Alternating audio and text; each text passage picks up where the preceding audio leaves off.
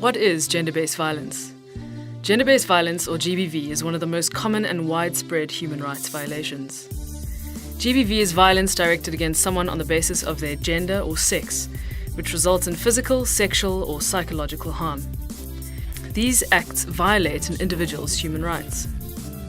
GBV is most commonly perpetrated by men against women, girls, and other vulnerable people.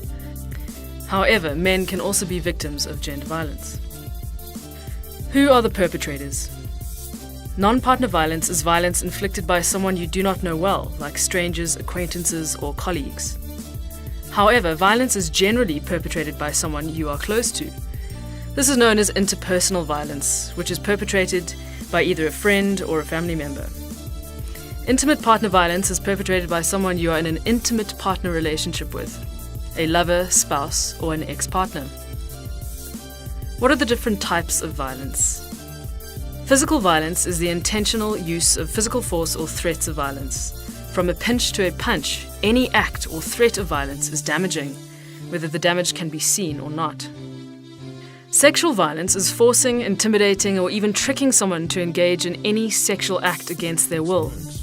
Any sexual act with someone who is unable to understand what they're doing or is unable to consent because of their age, an illness, disability, or the influence of alcohol or other drugs is sexual violence. Forcing a lover or spouse to engage in sexual acts is a form of sexual violence, either called marital rape or intimate partner rape. Sexual harassment is also a form of sexual violence that can either be verbal or physical. It occurs in private and public spaces, such as schools, workplaces, in the streets, and on public transport.